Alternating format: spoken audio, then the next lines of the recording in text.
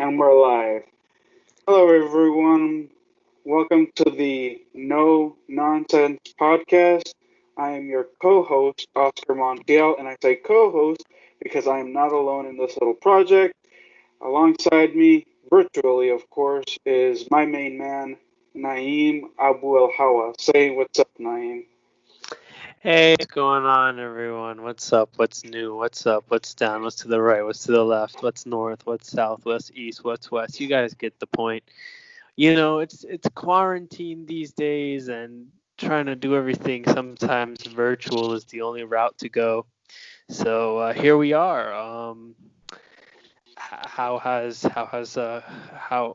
well how has quarantine been going for you, Oscar? Because what we have now here, this podcast, is a result of our quarantine thoughts, I guess.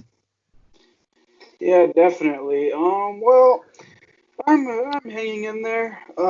Just trying to keep myself sane.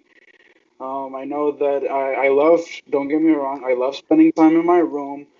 Uh, but as weird as this may sound, I am sick and tired of spending time in my room because, again, there were times where even when I needed to get out of the house, I could and not fear going out and getting sick. Like, there's that risk now.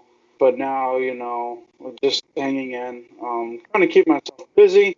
But you know, I hope that for those that are listening, you guys enjoy the ride.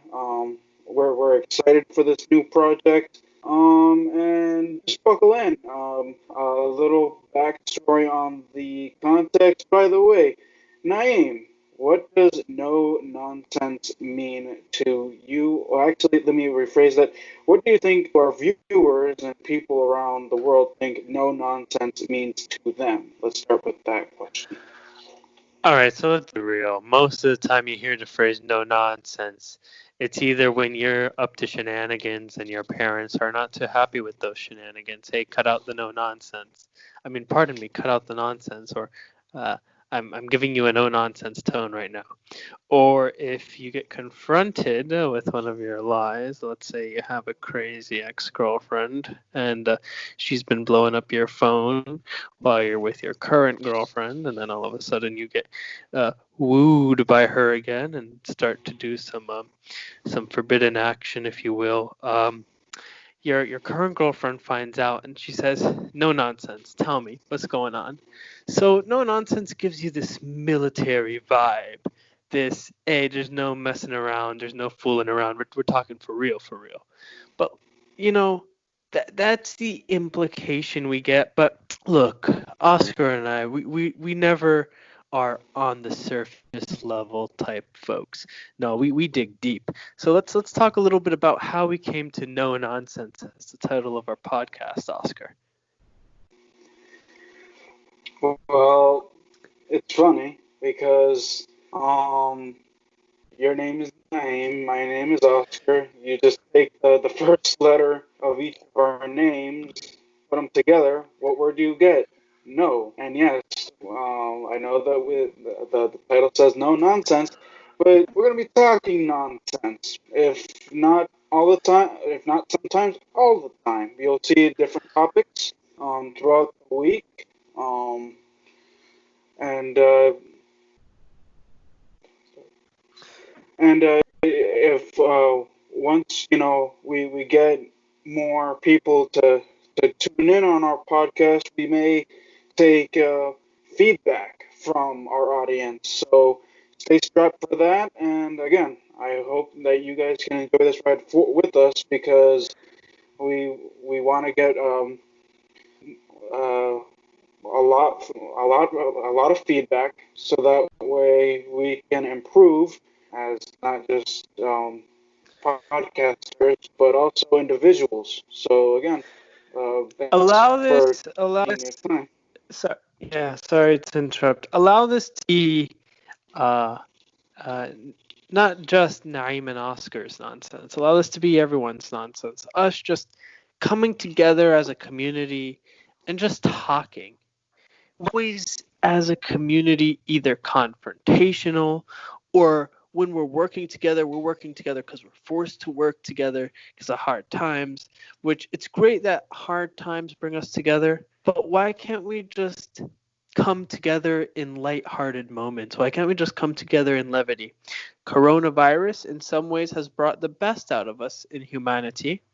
Um, but why can't just fooling around and having nonsensical conversations also bring us all together? So yeah, we welcome your feedback once if that's something y'all want. Oscar, so should we let them in on the little secret of how we met? The magic of how it came about. I don't know if you want to save that for a future episode, but sure, why not? You want to go ahead? Well, let's go ahead with because I know that when you Let's first put it started let's put it at out where let's we put it out in at our both of our place. let's put it out through both of our perspectives. So you give your perspective. Where were you going? Where were you trying to go? What did you get to? When did you first run into? Basically, how you see a movie in the movie scenes, you see one person's uh, point of view. Like, you see the person driving, speeding to the airport in the traffic to stop his beloved from taking the next plane to a different continent, and he's racing down the freeway, and he runs into traffic, and then they switch the scene to her crying in the airport. Him, I guess, crying in the airport because we don't know which gender is in this role in the show. Crying in the airport, not ready to leave, but kind of leaving slowly, and they switch back to the person on the freeway. So let's kind of like talk our perspective. So give your backstory. Do we want to let them in on the juicy, or should we save that for the future? Yeah, uh, I'll save what I can for the future, but I'll give you the skinny. I Mm. was let me see. So I applied to a high school for their language program, and I got in. So I had my first 4 years of my teenage years figured out for me. And the funny thing was is that I felt that high school would have just come naturally. I didn't have a plan. My plan was at the beginning when I was a little kid to become an accountant because I loved math. Um, Fast forward, maybe freshman sophomore year, I started to look at different opportunities for me. I didn't know what to do with my life at all. I was still in between trying to maybe be an accountant or do something else. There were a lot more options. Fast forward maybe another year, my junior year, I started to realize that there were more options open to me. I was thinking about, massage, being a massage therapist. Um, then I knew it was lawyer at another point. So then again, I went 4 years in high school not knowing, got my diploma, still didn't know. My mom had an issue with me not starting college right away because I didn't know what to do with my life, didn't have enough skills that I believed that would be enough to be a college student. So I took a year off to find out um, where I belonged in the career in the business world. That's when I met Naim at a center, and I know for those viewers, you're probably thinking a drug center. No, it's not nothing like that. We're gonna save that to the end. But yeah, that's where I met Naeem, and again, we're gonna divulge that information later on.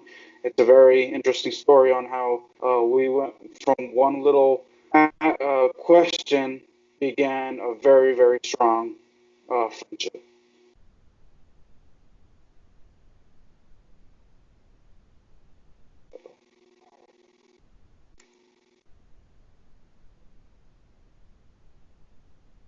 Naeem, are you still there?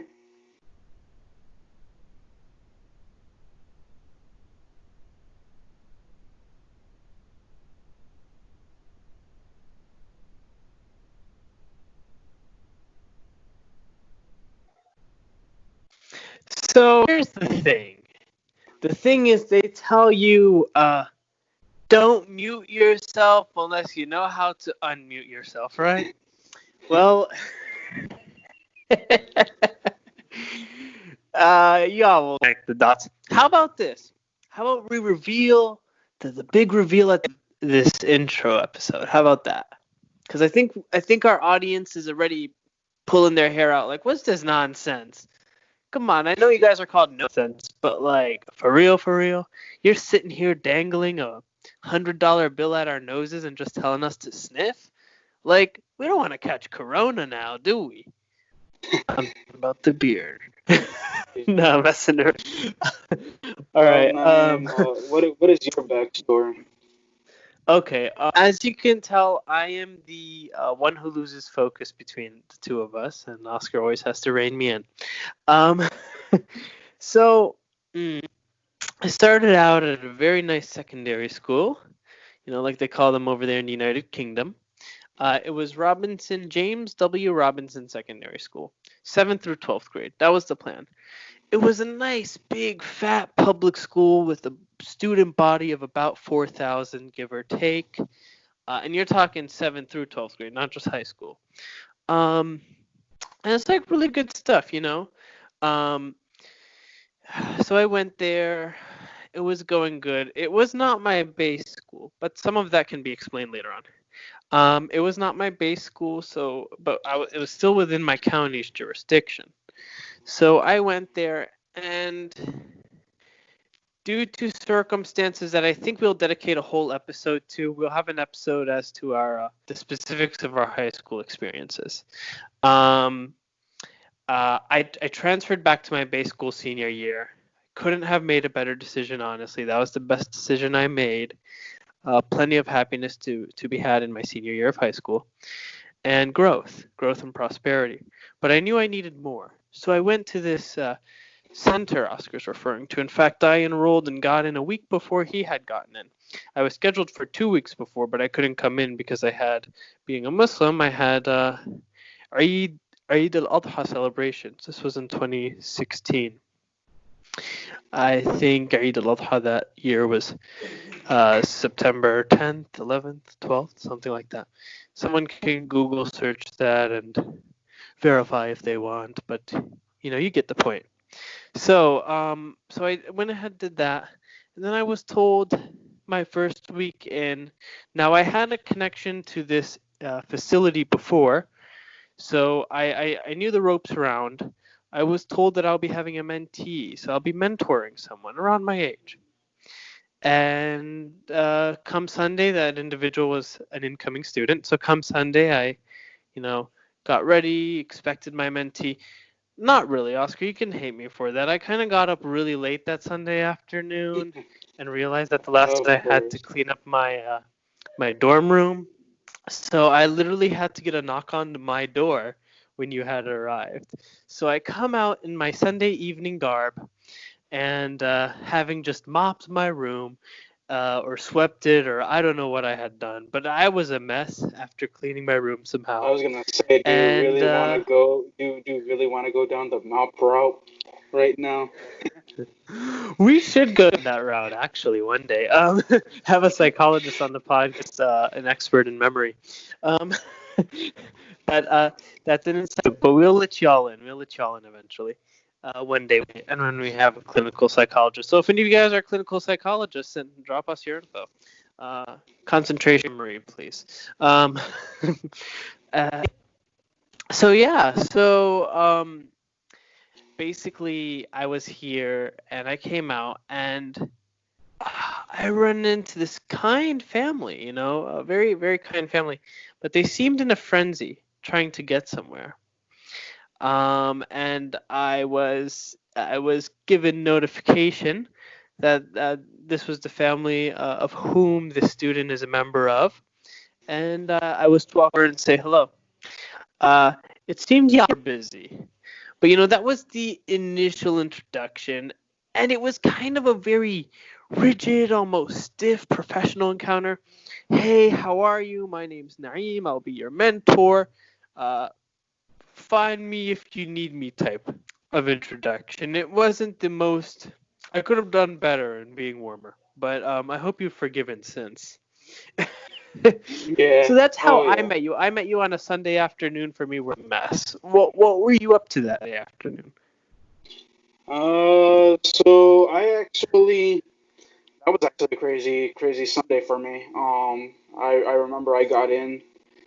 I was accepted. Maybe I got the phone call to be a part of a group that was in that the facility.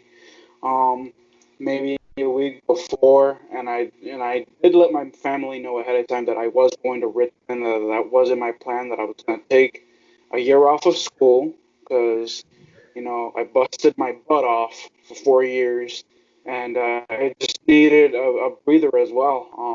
I didn't know what to do with my life. I was still in search for my passion, and I let them know. My mom tried her best to convince me um, to not go to this facility. Let's call it a training facility. Sports viewers will get that reference. Um, and lo and behold, I got accepted. I got a phone call, actually 2 weeks, saying that I would be starting the week of the 25th. So then I Because let I my started family the know. week of the 18th, correct? Yeah. Mhm. Um. So I let my family know, and my mom tried to spend those 2 weeks uh, talking me out of it. I didn't budge. She even actually took me to a college, not college, pardon me, a job informational interview because I was starting to get the interest in technology, but it's not as strong as it is now. But after the informational interview, she asked me, "Do you still want to go? You know that I don't want you, out of the house. It's not necessary for you to leave for 4 to 5 months because that was the plan." But I stood my ground and I said, "Yeah, I still need to go. This is something that I need to do because I need to improve on my own." So again, she she she she was like, "Okay, fine." And then Sunday, it was just tears all around for her. My sister and my brother were condemning me for going and leaving my family behind. They called me selfish, but I knew that in the long run, it would help me and, to their surprise, help them at some point. So yeah, that's how I ended up at that facility. Sometimes it's the hardest decisions that end up reaping the best rewards. And these are hard decisions. I know when I had decided to part ways with my loved ones for this was a 9-month program, or estimated to be approximately 9 months. Um, it it was there, it was kind of like I have to do this. I know I have to do this, but it's kind of like going off to college, if you will. You're going away from your family. You're not going to interact with them for a while, and you're just out there in the real world. You have to fend for yourself. Granted, this particular facility had a wider age range, minimum 18. So I, funny enough, was the youngest student at the facility, younger than Oscar. But there were folks who were in their 60s and even their 70s. And I cannot emphasize enough how much that experience, interacting on a daily basis with folks much older than me, helped me grow. There were some tough times because I would forget that these folks are much more mature and much wiser than I am, and sometimes they would forget that I'm just much younger and I have some growing to do. So there was some there was some tension on occasion. Oscar can attest to that. Yeah, Um, definitely. but But yeah, the facility, as Oscar earlier stated, was located in Richmond, Virginia. That is not Richmond, Canada. I wish I had a Canadian accent. Unfortunately, I do not. Um, Canadian folks are always so good looking. What's with it? What's with the folks in Canada? We need to know their secret. You know, men and women alike. It's just you guys are also handsome and good looking. So if we got any Canadian members of our audience, please let us in on the secrets. So that's the story of how we met. Now, I don't think that's when we really took off. Would you say, Oscar? I think there was a week of like It it a very it took professional us about relationship. a week or two. It took us a week or two. I remember on the first day, I kind of, again, long story short, we're gonna base more on our adventures um, that we've had, and the one that always sticks to me was, the day that, because after my family, after my mom kind of accepted the fact that I was going to be gone for 4 to 5 months, she still tried to instill that, that discipline, because parents are still going to be parents, and no matter where you go, you still have to abide by their rules. So I again obliged, compromised. I'm like, okay, obviously, I'm I guess I can do that for you. Meet you halfway type thing. So her rule was I cannot leave the campus unless I take someone, a buddy, with me. And my mentality, and I don't want you to be offended, Naeem, and I've had conversations with other individuals stating that my purpose was to not make friends. That was not my main goal. My main goal was to get the training I needed and leave in 4 to 5 months. That was So my you that had, was my if state of I mind. may interject, sorry, you had a different. Well, I had the same goal of getting what I needed, focusing on that, but I wasn't on this trajectory where I'd get what I need and leave. I was on this trajectory. I would get what I need and essentially establish a network. I was walking in thinking it was going to take me 9 months. You were walking in thinking you're going to knock everything out in 4 to 5 months. That's So correct. you were a very serious optimist, uh, and an optimist in a good way, but also very goals oriented. I was a little more wavering in that regard because I was like, look, there are going to be the social experiences, and I'm going to want to have them. They're not probably not going to be like college social experiences because all the folks may be 40 years older than me, but they would be worthwhile. So I could already see where we approached this situation with slightly different intentions. I think the main intention was the same: get what we need. But where you were get what we need, you were like get what I need and move on. I was like get what I need and treat what I need as a stepping stone to the next thing while dragging some of what I got. So maybe I wanted to carry more baggage than I should, and maybe you wanted to carry no baggage at all, where it would be good to carry some. So we were two extremes in that regard. Yeah, exactly. So it was again back to the story. So unfortunately, I packed everything, but since we didn't know what to expect with the sleeping arrangements and stuff like that, we brought the wrong bed sheets for the bed, and my family did say, okay, you know what, just go to Walmart. There's a Walmart up the street. Just make sure you take a friend. That it's the one rule that we expect you to follow no matter what. Amongst other rules, but I'm not gonna get into that. Um, so Well, I I'll have to tell you again, the Black Book of Rules, but I probably violated all of them. Anyway, that can be another podcast. Rules that we violated that our parents don't need to know about. Sorry, mom. well, they will know to hear it on air, that's for sure. What's happened happened, right? Yeah, exactly. Um, so again, the bed sheets, I guess, were too small or too short in length or something like that. So I had to, again, find a buddy, I guess, in my mom's words, and go into and buy new bed sheets. So then I was trying to rack my brain on who I could ask. I was roommates with an older gentleman. It's just that him and I kind of uh, didn't meet, uh, get on the right foot, as they say, when we first met. So I was kind of hesitant to ask him. Then I remembered, the Naim's room number. I was like, oh wait, there's that guy in that room, and I think he did tell me that he was across the hall from me, so I wouldn't have to walk that far.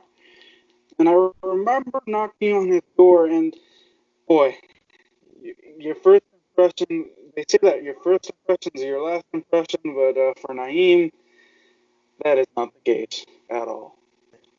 I want to give you what was His, my first impression on you and what was your first impression on me. We'll get into that. yeah, exactly. Because again, he came off to me as a responsible. In fact, when I first met him, the way that he carried himself actually made him look older than me. I thought he was 21, maybe 25, 25 the max. I knew that he wasn't older than 25. My surprise, later on, he revealed, no, I'm just 18. So I was very shocked because he had to attend a meeting that was in the same vicinity of where the facility was. And I was like, oh, okay, well, if you need to go, you can go ahead and do that. But, he decided, you know what the heck? It's it's just to get off campus, and if I need anything, I'll take advantage of, the opportunity. So we went to the Walmart that was down the street, and yeah, we were there. We got my bed sheets, I believe. Naeem, if I'm not mistaken, or maybe another time, maybe it was a different time, but I think he got a bag of trail mix. But yeah, and we were stranded at the Walmart just because again we had no knowledge on how to use Uber.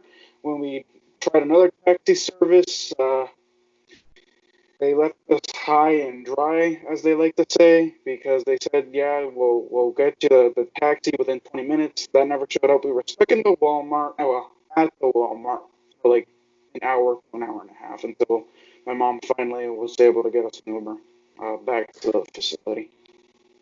Hashtag Uber, right? Like Uber always saves the day. We learned from that day on we have to get acquainted with the Uber app independently ourselves.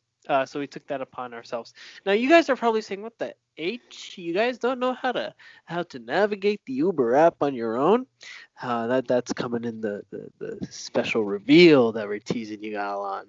But we learned, and learning is the motto of life, right? So maybe I got trail mix, but that's only an appetizer to the amount of food I can pack in. We should have an episode on food adventures. But anyway, because there are a whole bunch of those. Yeah, Yeah. exactly. So yeah, for me, this was I think your second day, my weekend second day, and when you had so kindly come. So I got the impression, my first impression of you, and thank you for calling me responsible. I rarely ever get that actually, and everyone will know why soon. Um, um, we can get to that. And Oscar learned first impression is not always the truest impression. By the way, he learned that the hard way. Exactly. Yeah. Thank you for helping me out with that. Trying to be nice. So yeah, what had happened with me was I got this impression of you like you were like from a military family. All respect to our military vets, and thank you all for your service. You guys have protected this nation and have protected the world.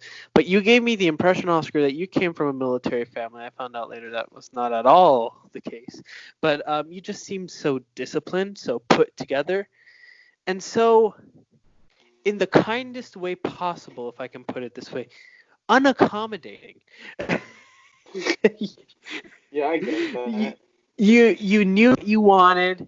You knew when you wanted it, and you were only looking for a yes or no answer from me. And I'm never the yes or no type. I'm always somewhere in the middle. Maybe as something you like, guys will find out. well, if I can't right now, I'll do it in an hour. Or, I always have a caveat. I'm always long winded, and you know that about me. So it, you didn't seem like you were interested in my initial response. And I was like, what is there to lose? Let me meet the guy. Maybe this is not who he is. Plus, it's a Monday night. It's drizzling outside. I think it was something like that. And Walmart. Walmart's always got good stuff. I think the family is the Walton family. Um, Always got good stuff, from trail mix to Swiss rolls to oatmeal cream pies to nutty buddy bars to oh my. Um, this is why I'm like 17,892 pounds. Um, yes. All in all, it was a good impression you left on me, but almost a horrifying impression. For a second, I had to, just make sure I didn't piss my pants, if you will. Intimidating, maybe nicer. All right, so as we can tell, you have a better first impression of me than I had of you. How do you feel about that? I don't know that I ever did that. I mean, again, my mom was very concerned. I remember, because again, we didn't know how to use the Uber app for all that we were worth. So I had to ask her to program the Uber for us. And when she told me, hey, there's no Ubers available, and I had no idea how Uber worked, or I didn't even know what Lyft was. I thought that Lyft was actually a more expensive taxi service. So I had no knowledge of those experiences and stuff and how to use those apps. So, my mom was also freaking out, and I think Naim, you were on the phone with your mom, and I was trying to, keep you focused on, even though I didn't know you at the time. Now we know why I tell you to keep focused. Because you were on the line with your mom while we were waiting for the Napoleon taxi. Hey, who knows? Maybe the Napoleon did try to reach out to you, but you were too busy talking to your mom about, who knows what. But Who knows? But if they really wanted to reach out, they would have called back in time. Here's the thing about me. You probably learned later on.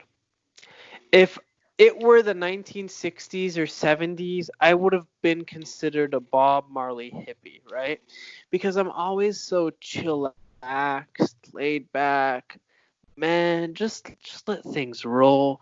The Napoleon taxi will come now. We're in 17 hours. We're still alive regardless. And you were just you knew what you wanted. Going back to you knew what you needed, and your next step was to get back to your dorm room, to get back to the safety and comfort of your own home at the time. And I was just chilling. Like, there was no other care in the world. Like, someone can hit me upside the head with a baseball bat, and I was just minding my own on the phone, chatting away. But we learned, both of us together in life, I hope, that the perfect solution is somewhere in the middle. yeah, because at the end of the day, my mom did get the Uber. It was an hour and a half, but you know, due to the circumstances, we'll take it. I mean, we're still alive today, still breathing. So, what were your thoughts after that first adventure? What were your thoughts of me? What were your thoughts of the experience? And then I'll get into mine. So again, I actually, again, you're probably gonna get upset with me. I kind of, And by the way, talk for a view, long time because I really have to think of how I'm going to articulate how I felt. I, Go ahead. I kind of viewed you more as a okay. This is my guy that I'm gonna take, grocery shopping with me all the time.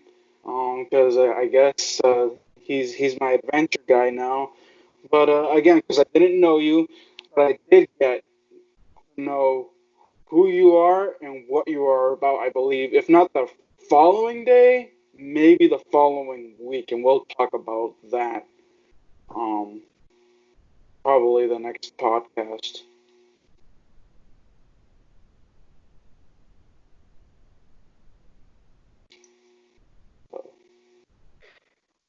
Sorry, the same mute problem. All Uh, right, so yeah. go. No, for me it was there's a word for it. There's a word for it. I was like, wow, this guy has something to offer me in terms of like being more serious, but I think I have something to offer him in terms of having more fun.